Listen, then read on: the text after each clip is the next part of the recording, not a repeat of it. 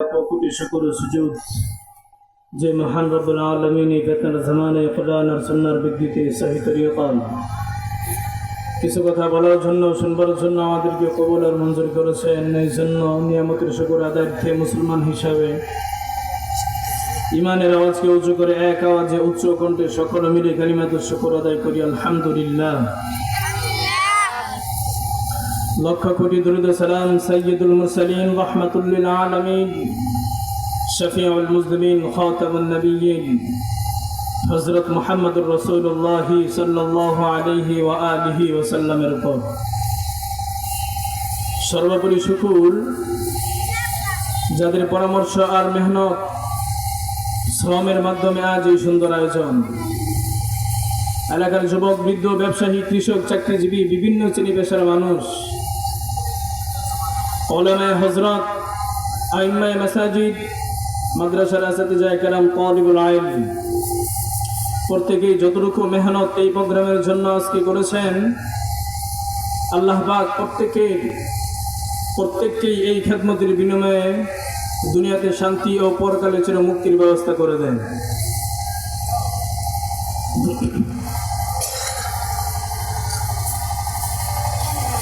সংক্ষিপ্ত সময়ের জন্য কুরআনুল কারীমের একটি আয়াতে কারিমা তেলাওয়াত করেছি।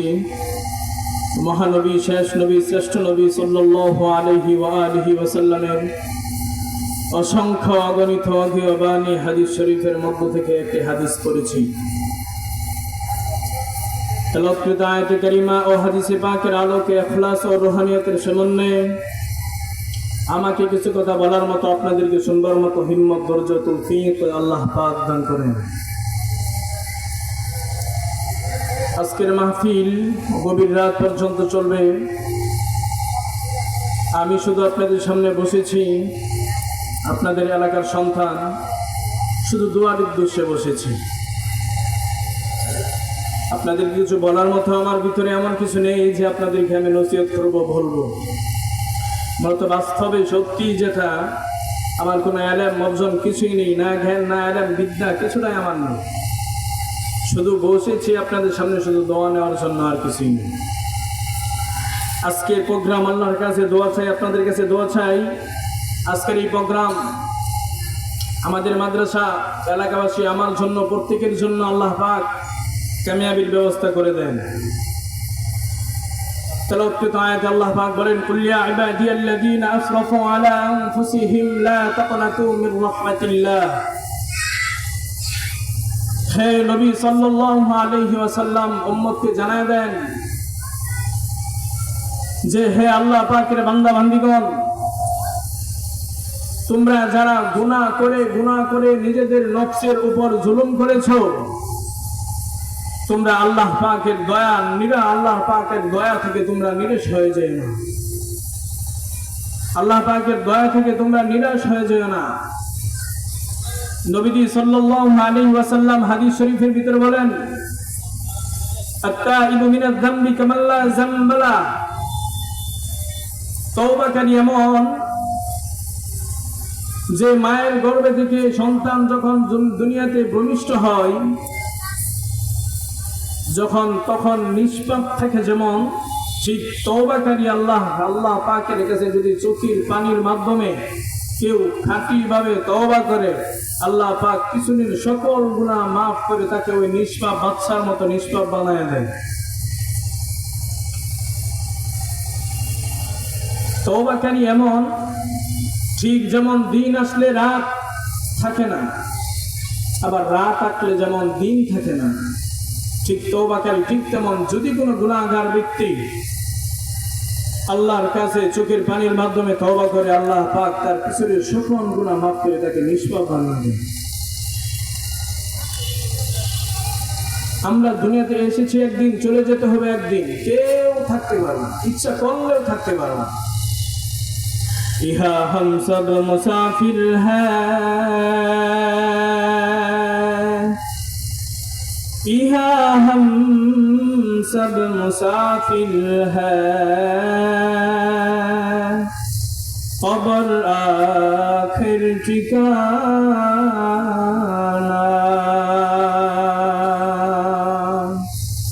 कोई आगे रवाना है, कोई पीछे रवाना, कोई आगे रवाना है, कोई पीछे रवाना। ইচ্ছা করলে আমরা থাকতে পারবো না। বাবার আগে সন্তান চলে যায়, সন্তানের আগে বাবা, বড় ভাইয়ের আগে ছোট ভাই, ছোট ভাইয়ের আগে বড় ভাই। যেতেই হবে একদিন, যেভাবেই হোক যাইতেই হবে, থাকার কোনো অবস্থা নাই, ইচ্ছা করলেও সম্ভব না, যেতেই হবে। যার এই দুনিয়াতে জন্ম হয়েছে তার মৃত্যু তার জন্য উপহার, সামনে দাঁড়িয়ে গেছি তার জন্য, এটা সামনে আসবে, সকলের আসবে। وَمَا خَلَقْتُ الْجِنَّ وَالْإِنسَ إِلَّا لِيَعْبُدُونَ। আল্লাহ বলেন, আমি ইনসান ও জিন জাতিকে অনর্থক সৃষ্টি করি না, একমাত্র আমি আল্লাহর গোলামি করার জন্য সৃষ্টি করেছি, দ্বিতীয় আর কিছু না। এই বান্দা, এই মানুষ আমার কাছে অনেক প্রিয়, অনেক প্রিয়। এই জমিন আসমান দুনিয়ার সকল কিছু আল্লাহই বানিয়েছেন, সবকিছু আল্লাহই বানিয়েছেন, কিন্তু আল্লাহ কোন জিনিসকে আল্লাহ ইঙ্গিত করে বলেনি যে এটা আমার প্রিয়, এটা আমার আপন।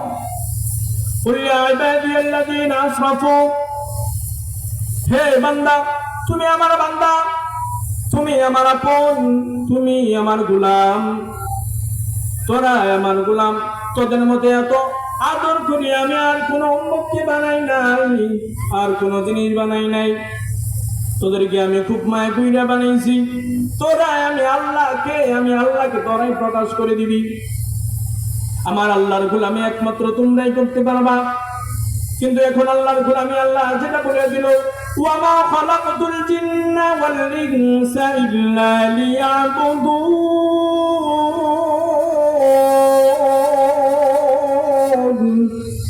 আল্লাহ দে বলল, আমি একমাত্র ইনসানকে আর জিন জাতিকে অনর্থক সৃষ্টি করি নাই, একমাত্র আমার গোলামি করার জন্য সৃষ্টি করেছি।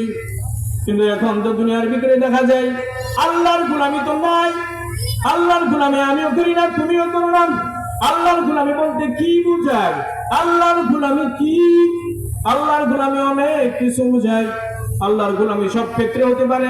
আল্লাহর গোলামি এই দুনিয়ার ভিতরে জীবন আর মরণটা শুধু আল্লাহর জন্যই হবে, আমার আর কোনো কারোর জন্য হবে না।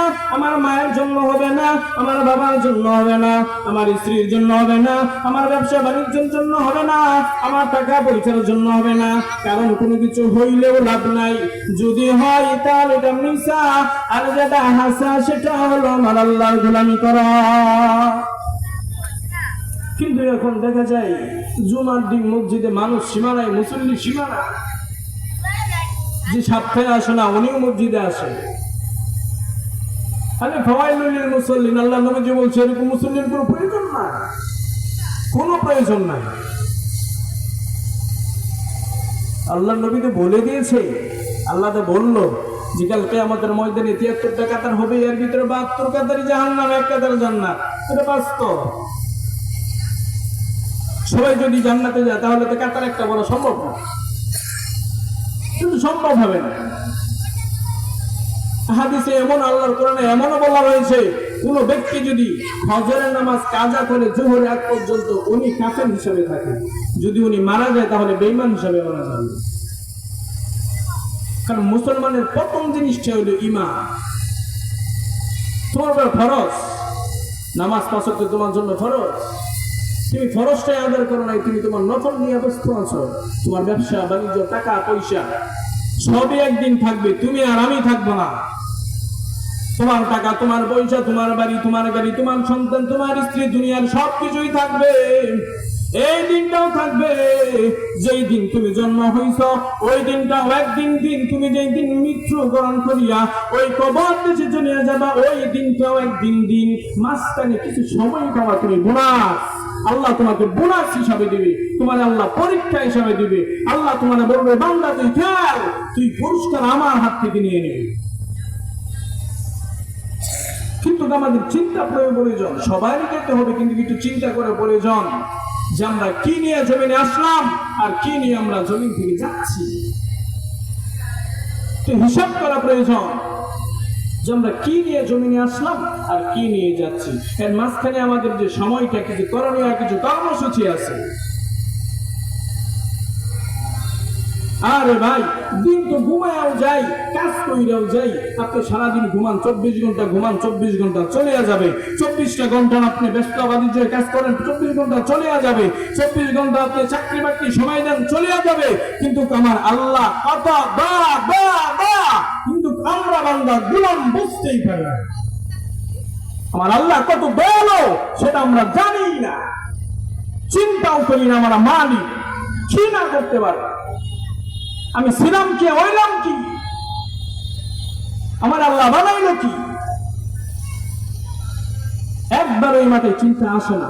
কিন্তু আসবে একদিন, ওই দিন আসিয়া কোনো লাভ নাই।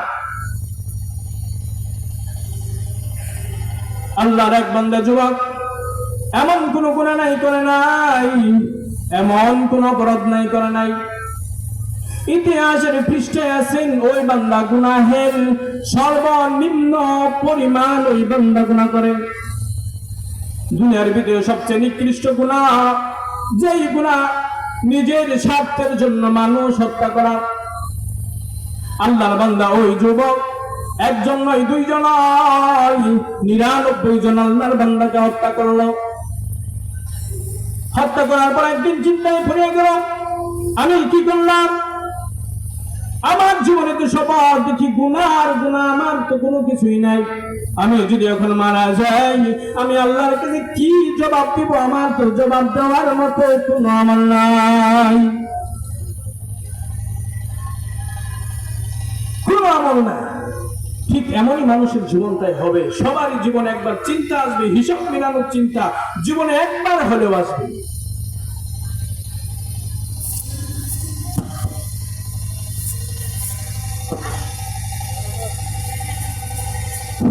জীবনে একবার হলে সবার চিন্তা আসবে যে জীবনে কি করলাম, আমার কিশোরকাল, শৈশবকাল কোথায় গেল সেইটা।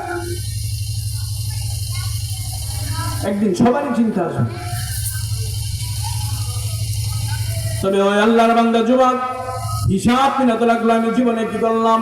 দিলের মধ্যে একটু তামান্না থাকলো, দিলটা একটু নরম হয়ে গেল।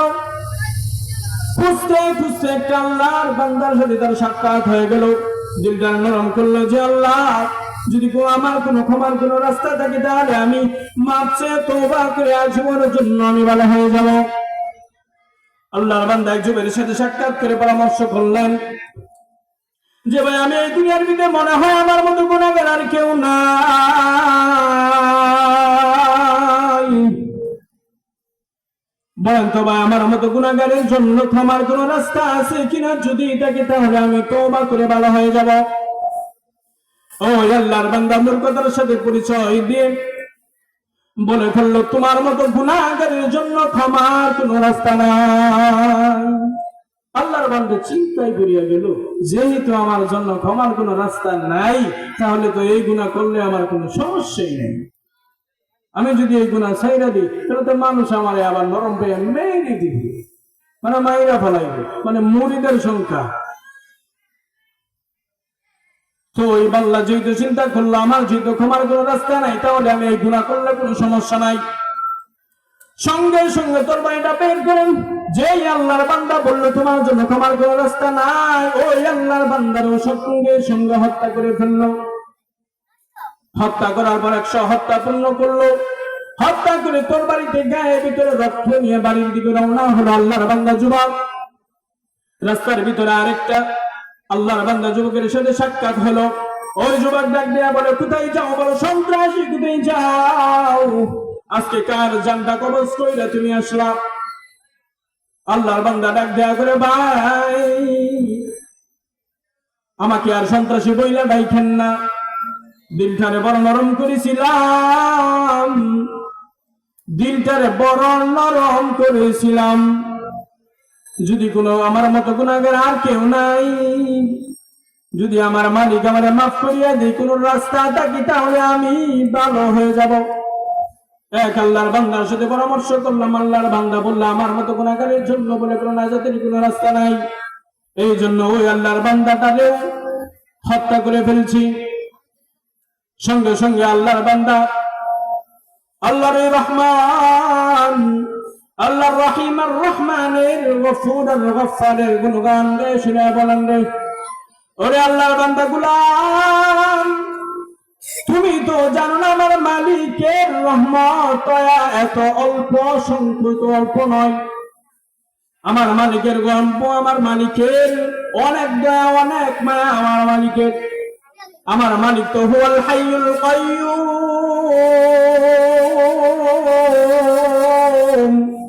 আমার মালিক যদি তোমার মতো বান্দারে মাফ করিয়া দেয়, আমার মালিকের কোনো কমতি হবে না।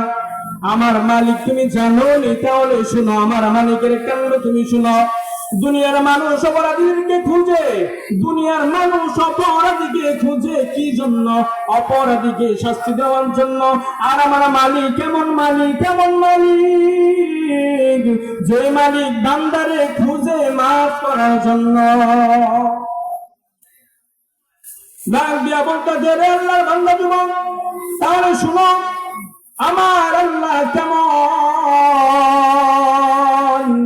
আল্লাহর এক বান্দা যুবক, আল্লাহর এক বান্দা যুবক একটা মূর্তি বানায় 40 বছর টানা সনম সনম বলিয়া ঠাকুরে রাখে। কোনো উত্তর নাই, কোনো উত্তর নাই, কোনো উত্তর আসে না। হঠাৎ করে একদিন, হঠাৎ করে অনিচ্ছাকৃত ভাবে মুখ দিয়া বের হয়ে গেল সমাদ, আল্লাহু সামাদ। সঙ্গে সঙ্গে আল্লাহ তাআলা উপর দিকে সঙ্গে সঙ্গে উত্তর দিয়া বলে, সঙ্গে সঙ্গে আল্লাহ পাক যখন ডাক দিয়া বললো আল্লাহু সামাদ, তখন সঙ্গে সঙ্গে আল্লাহ ডাক দিয়া ডাকা বলতে, রে গোলাম তুই কি করলি বল? আল্লাহর বান্দা আচমক হয়ে গেলেন, কে তুমি, কোথা থেকে আওয়াজ দাও? আমি তো আজকে 40 বছর দুনিয়া, আমি তো আমার ঈশ্বরকে ডাকতেছি, আমার ঈশ্বর তো কোনো আওয়াজ দেয় না। ডাক দেয়া করে, গোলাম তুই জানে, তুই দেখস ওই তো তোর, ওই তো তোকে বানাই নাই, আমি আল্লাহ তোকে বানাইছি। বলে তুমি কেমন আল্লাহ? ডাক দেয়া বলে, আমি কেমন আল্লাহ তুই জানোস না? আমি বললাম, ও আল্লাহ, যে আল্লাহ তোর মতো একটা 2 বুড়া নাপাক পানি থেকে তোর মায়ের গর্ভে এত সুন্দর বনে আদম বানা, শুধু বানাই শেষ না, তোর মতো আল্লাহর বান্দার জন্য আমি 7 আসমান 7 জমিন বানাইলাম। শুধু এমনি বানাইলাম, এই 7 আসমান 7 জমিন বানাইতে আমি মাত্র সময় নিলাম 6 মাসের মতো।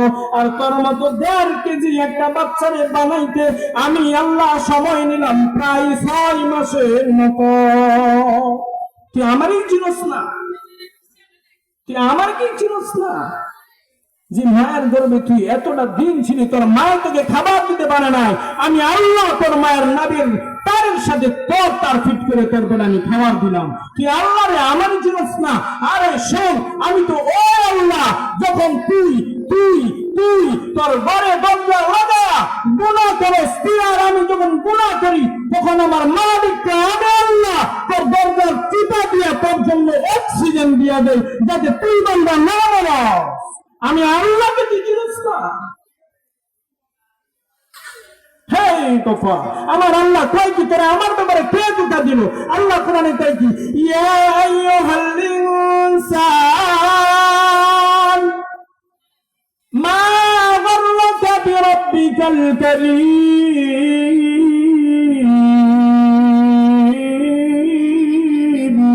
এরে বান্দা, তোরে আমি আল্লাহ কে কে ভুলা দিল?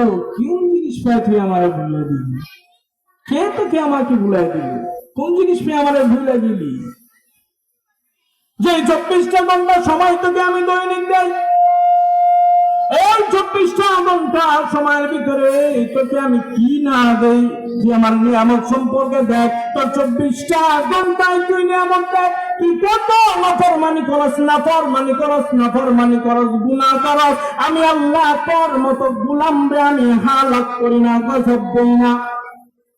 আরে সাধারণ মার কাছে বাবার কাছে সাধারণ একটা অপরাধ করলে মা বাবা কথা বলে না, সন্তানের সাথে রাগারাগি করে। আরে মা বাবা কে? আমি মা বাবার পেটে রইলাম আর কিছুদিন পারলো দিতে আমার মা বাবা। আমি যদি আপনার ঘরে থাকতাম তাহলে আমি আপনার সন্তান, আপনি আমার মা বাবা হয়ে যেতেন। সাধারণ কিছু কয়েকটা দিন সিকিউরিটি গার্ডের মতো পালন করলেন। তাহলে সাধারণ মা বাবা যদি এমন করে, অনেক যুবক বর্তমান রয়েছে সিগারেট করে, বিড়ি খেয়ে বদমাইশা করে, বদনিশা করে, বাবা মার শান্ত করে না, উস্তাদকে দেখে ভয় পাই, ছাত্র অপরাধ করে, নামাজে যায় অনেক কথাবার্তা বলে, উস্তাদ যখন মসজিদে যাই ছাত্র আর কোনো কথা বলে না। আমি কি বুঝেন? আমি বুঝাই আমাদের ইমান কতটুকু আছে, আমাদের ইমান কেমন। দেখেন লোক দেখানোর জন্য বলি কি, অমুক আমার ভালো বলবে এই জন্য আমি এই জায়গায় যাবো না, এটা হলো লোক দেখানো। আমাদের ইমানটা হলো এমন, তার মানে এমন শিরিক। কারণ আমার আল্লাহরে বাদ দিয়ে আমি আমার মা বাবা উস্তাদকে ভয় পেয়ে গেলাম। আর আমি নামাজ তো করবো আমি আল্লাহর জন্য, আমি সাজদাকে লাগাবো আমার মালিকের জন্য, আমার অন্তর যাবে আমার মালিকের দিকে, আমার নিশ্চয় আমার মন মানসিকতা থাকবে অন্যরকম। আমার মন মানসিকতা তো মানুষ দেখানোর জন্য ইমান হবে না। কে কি বলবে সেটা আমার দেখার বিষয়, সেই দিকে আমি যাবো কেন? কিন্তু এখন তো আমাদের অবস্থা খুব কাহিনী, অনেক কাহিনী। কি হিসাব আল্লাহ ভালো জানে আমাদের কি অবস্থা হবে, আল্লাহ ভালো জানে। আমরা তো দুনিয়ার কিছু 10-15-50 বছর হায়াত পায়া, এই দুনিয়ার একটু আর আগ্রহ পাইয়া আমরা ভুলে গেলাম। যদি আল্লাহ মাফ না করে কি অবস্থা হবে। দুনিয়ার ভিতরে কত কিছু দাম গরম, সাধারণ গরম তো এইভাবে যদি রোদের তাপটা আল্লাহ একটু বাড়ায় দেয়, 28 ডিগ্রি থেকে যদি 30 ডিগ্রি যায়, 30 থেকে 35, 35 থেকে 40, 40 থেকে 42, মানুষের অবস্থা কি হয়? এসি কাম হয় না, ফ্যান কাম হয় না, এসি কাম হয় না, আর দিন এসি ভোল্টেজ বাড়াও তাও কাম হয় না। অনেক মানুষ গরমে স্ট্রোক করিয়া যায়। ওরে বান্দা, এই গরম যদি তো আগে এই অবস্থা হয়, তাহলে ওই কাল কিয়ামতের ময়দানের অবস্থা তো আর আমার কি হবে? আমার অবস্থাটা কি হবে?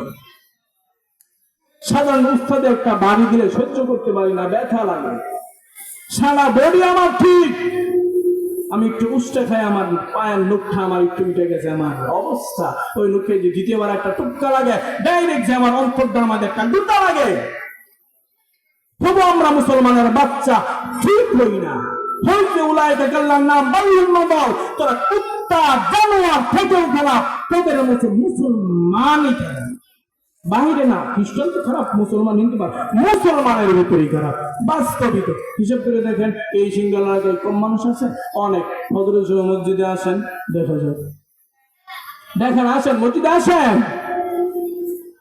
সন্তান নামাজ পড়ে, বাবা নামাজ পড়ে না, বাবাই নামাজ পড়ে, মাই পড়ে না, মাই নামাজ পড়ে তো বোন পড়ে না, বোন পড়ে তো ছোট ভাই পড়ে না। ঘরের ভিতরে অবস্থা কাহিনী, জাহান্নাম ঘরেই খুলে বেরিয়ে বসলাম, তাহলে আমি জান্নাত পাবো কই থেকে? যাস তুই, তোর জন্য আল্লাহ তাআলা ওইবার করে রাখছে, ওয়াসিকাল্লাযীনা কাফারু ইলা জাহান্নামা যুমারা হাত্তা ইযা জাউহা ওয়া ফুতিহাত হাত্তা ইযা জাউহা ফুতিহাত আবওয়াবুহা ওয়া ক্বালা লাহুম খাযানাতুহা সালামুন আলাইকুম ওয়া ক্বালা লাহুম খাযানাতুহা আলাম ইয়া'তিকুম রাসূলুম মিনকুম ইয়াতলুনা আলাইকুম আয়াত। বান্দা যাস কই, যায় ওই দিন, কোন দিন? যেই দিন আমার সামনে দাঁড়াবি, তোর আর গায়ের হাত আটার উপরে যখন ঝিরঝির কাপড় আমি দিয়ে দিব, সাত আসমান জুড়ে একটা বাত হয়ে যাবে। যেই দিন আমি আল্লাহ আল্লাহুল কাহ্হার, আমি আল্লাহ দৃষ্টিকে নিচের দিকে আসবো, তখন তোর মাথার মগজগুলো নিচের দিকে নামতে থাকবে, অপর দিকে জাহান্নাম নামাজ দিবে। ও জাহান্নাম গুলো আমার ভিতরে দাও, আমার পেটের ভিতরে দাও, আমার তত্ত্ব খুদা আল্লাহ তাআলা ডাক দিয়া বলবে, এই জাহান্নাম অপেক্ষা কর, একটু অপেক্ষা কর, হিসাবটা নিয়ে নে। ওই সময় আল্লাহ ছাড় দেবে, একটু অপেক্ষা কর, হিসাবটা নিয়ে আনি। অবস্থা কি হবে একবার ভাবি? আমরা ভাবি না, চিন্তাও করি না। একজন নয়, দুজন নয়, জাহান্নাম এমন ভাবে কাজ করে আসবে, 70,000 শিকল দিয়া ফেরেশতা জাহান্নামকে বান দিয়া পিছন দিয়া তারা সম্ভব হবে না, টানতে থাকবে কিন্তু আসতে থাকবে না। পারবে না, ওগুলো সুদ্ধায় নিয়ে আসবে বান্দারে খাইতে। তাহলে ওই আলাপ অনেক পরে, কিয়ামত হাসর অনেক পরে। আগে চিন্তা করেন, আগে হাজার হাজার বছর আগে চলিয়ে গেছেন, হাজার হাজার লক্ষ কোটি মানুষ মারা গেছেন। এখন যদি আমরা যে কালামটাও মারা যাবে, আমরাও কবরের ভিতরে হাজার হাজার বছর থাকতে হবে, তাহলে কিভাবে থাকবো? যেই কবরের ভিতরে চতুর্দিকে অন্ধকার, একটা কাপড় মাত্র দিয়া দিবে, সঙ্গী সাথে কি হবে? সঙ্গী সাথে কোরআনের আওয়াজ হবে না, শুধু জাহান্নামের আগুন আর সার হবে। যদি ভালো কোন আয়াত আমল করিয়া যাইতে পারি, তাহলে তো আল্লাহ পাক কবরের ভিতরে সুখ শান্তি শুরু করিয়া দিবে। যদি না পাই, তাহলে জাহান্নামের আগুন আল্লাহ পাক ওই কবরের ভিতরে থেকে দিয়ে দিবে। কিয়ামত তো অনেক দূরে, কিয়ামতের আগেই তোরা বাদবা টাইট হয়ে যাবে। এই জন্য বলি রে আমার এলাকাবাসী, ও সিঙ্গাল এলাকাবাসী দিব বাবা হাজিরা, ও পর্দার মা, ও মা, আপনারা অনেক দামি মা, অনেক দামি মা, অনেক দামি নারী, আপনারা অনেক দামি, আপনারা অনেক দামি। আপনারা নবী হতে পারেন নাই, কিন্তু নবীদের মা আপনারা। মা আয়েশার মতো নারী আপনারা, মা ফাতেমার মতো নারী আপনারা। আজকে এই মাদ্রাসার স্টেজে যেই পোলাপান্ডি মাথায় পাগড়ি পাবে, কোরআনের হাতে আসবে, ওদের মায়ের মতো আপনারা মা।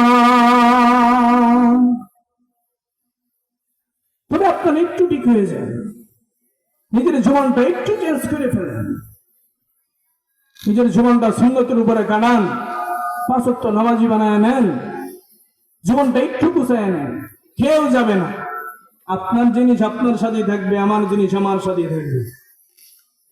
তবে ও আল্লাহর বান্দা যুবক, চিন্তা করিয়া এক আল্লাহর বান্দা যুবকের সাথে সাক্ষাৎ করলো, ওই আল্লাহর বান্দা বললো তোমার মতো গুনাহগারের কোনো মাফ হবে না। আরেকটা আল্লাহর বান্দা যুবকের সাথে সাক্ষাৎ করলো, ওই আল্লাহর বান্দা আল্লাহ তাআলার গফুর আর কাহ্হার আর রহমান আর গফুর নামের গুণগান শুনে বলে, মালিক, আমার মালিক তো এমন না, আমার মালিক অনেক দয়ালু। আল্লাহর বান্দা ডাক দিয়ে কয়, তাহলে আমার গুনাহ মাফের রাস্তা কিভাবে, আমি গুনাহ মাফ করব কিভাবে? আল্লাহর বান্দা বলল, তুমি আলেমদের মজবায় যাও, আলেমদের পরামর্শ, আলেমদের সবাই যাও। বললো, এটা আবার কি? এটা আবার কোথায় পাবো?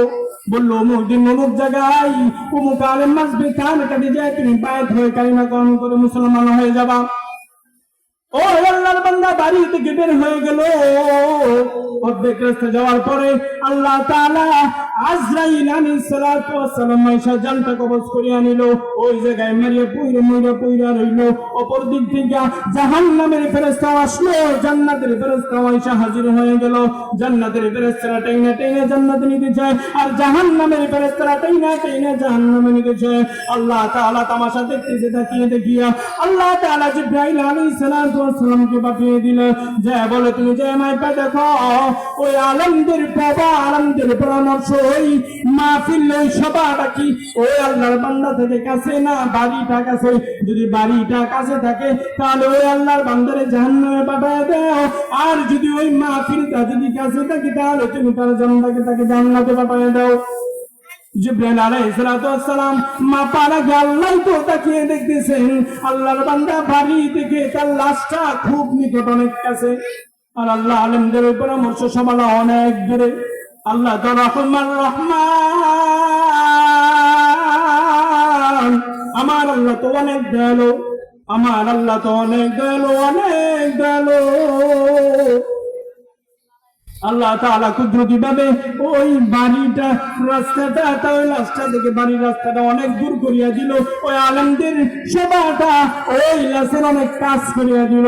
জিবরাইল বলতেছেন, আল্লাহ বলেন কি? বলো আল্লাহ তাআলার রাস্তা আলেমদের কাছাকাছি হয়ে গেল। এখন তো বলতেছে, ঠিক আছে, তাহলে তোমরা জান্নাতে বান্দার রাস্তা নিয়ে যাও। এখন তো জান্নাত আর জাহান্নামের ফেরেশতার ভিতরে তর্কাতর্কি। জাহান্নামের ফেরেশতারা কয়, মাত্র বাড়ি থেকে বের বের হয়েছে, এখন তো তওবাও করে নাই, এখন তো মুসলমান হয় নাই, হ্যাঁ আবার কেমনে জান্নাতে যাইব? এখন জান্নাত আর কয় কি, কয় তো ঘর থেকে বাড়িছে, কাল থেকে শোনার পর থেকে নিয়ত করছে, তার মানে ওই নিয়ত করার থেকে আমার আল্লাহ তাআলা কিছু কবুল করে নিয়েছে। এজন্য নিয়ত করা, ভালো করে নিয়ত করা, নিজের জীবনটা শুধরানো, নিজের জীবনটা গুছানো, এই জীবনটা কিছুই না, কিছুই না। যারা বৃদ্ধ হয়ে গেছেন, এক সময় আমার মতো যুবক ছিলেন, আরো ছোট ছিলেন, আমি আজকে অনেক বড় হয়ে গেছি, এক সময় আমার মার কোলে ছিলাম, একদিন আমি আমার মানুষের কাছে কান্দের লাত্রি হয়ে যাব, কান্দের মানুষ হয়ে যাব, লাভ নাই, আমারও যেতে হবে, লাভ নাই। দুনিয়াটা অনেক, দুনিয়ার মতো নাতা খারাপ কোনো জিনিস নয়। এই দুনিয়াটা যারা মনে করছেন ভালো, ওদের জন্য খুব কষ্ট হইবে। আর দুনিয়া সিজনুল মুমিন ওয়া জান্নাতুল কাফির, যদি ভালো মনে করেন এই দুনিয়া, তাহলে যাই না রাখেন আপনি এখনো পরিপূর্ণ মুসলমান না, আপনি এখন আপনার নাম কাফিরদের কাতারে লিখে নিয়েছেন। আল্লাহ হাদিসে বলে রয়েছে দুনিয়া হলো কাফিরদের জন্য জান্নাত, মুসলমানদের জন্য জেলখানা, মানে খুব কষ্টনীয়। মুসলমানরা কষ্ট করবে না, ঠিক যেমন আমার নবী করে গিয়েছে, সাহাবীরা করে গিয়েছে, আমাদের আলামায়ে ওলামায়ে কেরামরা করে দিয়েছে। এই জন্য যে কথাটুকু বললাম, আল্লাহ তাআলা যেন আমার মতো গুনাহগারকে, আমি মনে করি আপনারা যাই মনে করেন, আপনি আপনাদের এলাকার সন্তান, অনেক কথা এদিক সেদিক হইলা ফেলাইছে, ভুল টুল হতেই পারে। আমি প্রথমেই বলছি আমার ভিতরে কোনো বিদ্যা অর্জন কিছুই নেই, কোনো জ্ঞানও নাই যে আপনাদেরকে আমি বুঝাবো। তবে হ্যাঁ, আপনাদের কাছে দোয়া নেওয়ার জন্য বসছি, যে আল্লাহ তাআলা আমার মতো গুনাহগাররে, আল্লাহ তো পারে না এমন কোনো কাজ নাই, আল্লাহ যদি বেঈমান রে আল্লাহ যদি ঈমান নিয়ে তার মৃত্যু দিয়ে ফেলা, 100 হত্যাকারী মানুষকেও যদি আল্লাহ জান্নাতে, আল্লাহ জান্নাত দিয়ে ফেলা, আরে আল্লাহ তো কি দিয়েছে সর্বনিম্ন জান্নাত যেটা, ওটাও 10 দুনিয়ার সমান। আর মানুষ তো এখন ডুবে পইরা কামহারা, যদি কত 1 লাখ টাকা দিব, 5 লাখ টাকা দিব, এই ফিরে দিয়ে দিই। ঈমান কয় বিক্রি হয় জানেন? যখন বুড়ো হয় তখন। কেমনে বিক্রি হয়? আজকে দিতেছি 1,000 টাকা, তাহলে এই জন্য দিয়ে ফেলাইছি। এই জন্য আজানের সময় হয়ে গেছে, নামাজের সময় হয়ে গেছে। আল্লাহ পাক আপনাদের কাছে দোয়া চাই, আল্লাহ পাক যেন অনেক গুনাহগারদের কবুল আর মঞ্জুর করে, আর যে সব কথাগুলো বলছি, আল্লাহ পাক যেন আমাকে আগে এবং আপনাদেরকে কবুল করার তো আমল করার তৌফিক দান করে। আমিন। ওয়া আখির দাওয়ানা আলহামদুলিল্লাহি রাব্বিল আলামিন। আসসালামু আলাইকুম ওয়া রাহমাতুল্লাহি ওয়া বারাকাতুহু।